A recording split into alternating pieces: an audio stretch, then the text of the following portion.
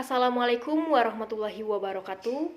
Perkenalkan, nama saya Rizky Putri Kartini, NIM 2019-11-20-34. Di sini saya akan menyampaikan materi yang berjudul Hakikat Semantik dan Sejarah Semantik. Yang pertama yaitu hakikat semantik.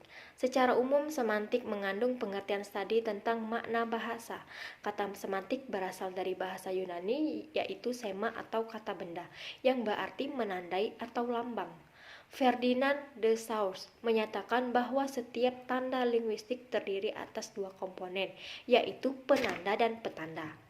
Penanda adalah wujud bunyi bahasa dalam bentuk urutan fonem tertentu, sedangkan petanda adalah konsep gagasan, ide atau pengertian yang dimiliki oleh penanda itu. Menurut dua para ahli bahasa pengertian semantik, menurut Charles Morris mengemukakan bahwa semantik menelaah hubungan tanda-tanda dengan objek-objek yang merupakan wadah penerapan tanda-tanda tersebut. Yang kedua yaitu menurut Mansour Pateda menyatakan bahwa semantik adalah subdisiplin linguistik yang membicarakan makna. Semantik memegang peranan penting dalam berkomunikasi karena bahasa yang digunakan dalam berkomunikasi adalah menyampaikan suatu makna. Sebagai contohnya, seseorang menyampaikan ide dan pikiran kepada lawan bicara, lalu lawan bicaranya bisa memahami apa yang disampaikan. Hal ini karena ia bisa menyerap makna yang disampaikan dengan baik.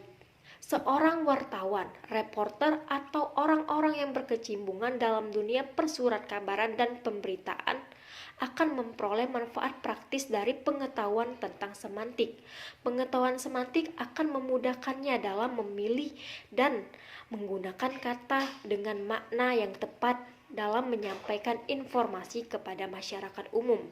Tanpa pemahaman terhadap pemilihan kata dan makna yang tepat, tentu akan sulit bagi mereka untuk menyampaikan informasi secara tepat dan benar.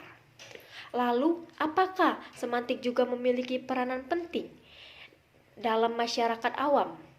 Bagi masyarakat awam, pengetahuan yang luas akan teori semantik itu tidaklah diperlukan. Akan tetapi, pemakaian dasar-dasar semantik tentunya masih diperlukan untuk dapat memahami dunia di sekelilingnya yang penuh dengan informasi dan lalu lintas kebahasaan. Yang kedua yaitu sejarah semantik. Istilah semantik baru muncul pada tahun 1984 yang dikenal melalui American Philological Association atau Organisasi Filologi Amerika. Dalam sebuah artikel yang berjudul Reflects Meanings a Point in Semantic, istilah semantik sendiri sudah ada sejak abad ke-17. Semantik sebagai subdisiplin linguistik muncul pada abad ke-19. Pada abad ini, para ahli pada pertengahan dan akhir abad ke-20 berdasarkan pemikiran C. Charles Rissac tersebut, perkembangan semantik dapat dibagi dalam 3 masa pertumbuhan. Masa pertama, masa ini meliputi setengah abad. Masa ini disebut Ullmann sebagai underground period. Masa ini dimulai dengan pernyataan Plato, yakni bunyi-bunyi bahasa secara implisit mengandung makna tertentu. Menurut Aristoteles, kata adalah satuan yang terkecil yang mengandung makna. Aristoteleslah orang yang pertama membahas masalah logika sebagai perwujudan lambang yang dimaknai.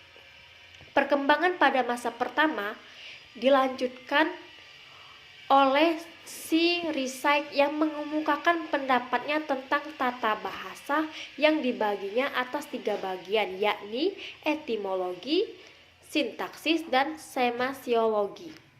Masa kedua, semantik dikenal sebagai ilmu murni historis, yakni adanya pandangan historikal semantik. Ini ditandai dengan munculnya karya klasik Braille pada tahun 1883. Braille juga membahas soal perubahan makna, makna yang berhubungan dengan logika dan makna yang berhubungan dengan psikologi. Pada masa ketiga, studi makna ditandai dengan munculnya karya filologi Swedia Gustav Filolog ini melakukan kajian makna secara empiris. Dalam kajian ini, semantik dinyatakan dengan tegas sebagai ilmu makna sebelum kelahiran karya Stern di Jenewa. Telah diterbitkan bahan kumpulan kuliah dari seorang pengajar bahasa, Ferdinand de Saussure, yang berjudul Cours de Linguistique Générale, yang sangat menentukan perkembangan linguistik berikutnya. Pandangan Saussure itu kemudian berkembang menjadi pandangan aliran strukturalisme. Baiklah, itu saja dari saya. Materi dari saya mengenai hakikat semantik dan sejarah semantik. Saya ucapkan terima kasih. Wabillahi taufiq wal hidayah. Wassalamualaikum warahmatullahi wabarakatuh.